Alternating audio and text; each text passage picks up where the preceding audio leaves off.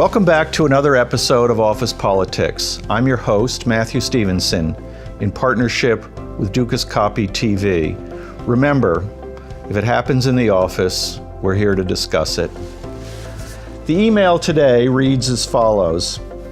How do I get better at making sales calls? They make me uncomfortable. Well, you're not the only one who might find part of the sales world or all of the sales world difficult, intimidating, scary.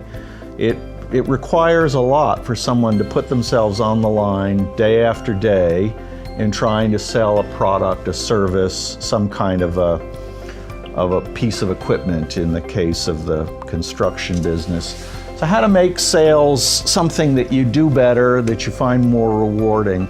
I would emphasize that if there's some part of the sales equation, maybe it's the cold call, maybe it's following up with existing customers, maybe it's the paperwork of the after-sales process, that you try to share part of that work with a colleague. Generally, if somebody loves making cold calls but hates doing the follow-up, maybe that can be divided with a colleague. This is something in your sales teams that you need to bring up with your colleagues, with your superiors, whoever it is, and say, I really love going out on cold calls. I really love the conventions. I really love the trade shows. I'm not any good at the follow-up paperwork. Next, to make sales a little more comfortable is to divide your day so that you're doing things at the time when you're most comfortable doing them. If when you get into the office you like calling on the phone 3 or 4 clients and asking them how they are and what they might need from your company that day, do it. Don't wait till the end of the day.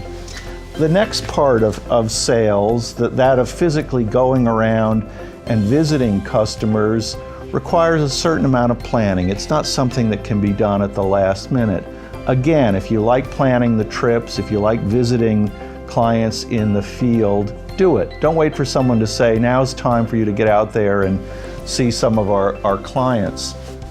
The sales technique doesn't have to be hard sell. Not everybody needs to be a used car salesman clapping someone on the back and saying, this car's a beauty, because we all have a different style. Find the style that works for you and keep it. It may be low-key, it may be boisterous, it may be exuberant. I leave that to you. But remember, be yourself and only do what it is that you can do, and do that well. Well, that's all the time we have today on Office Politics. I'm your host, Matthew Stevenson, in partnership with Dukascopy TV. Remember, if it happens in the office, we're here to discuss it.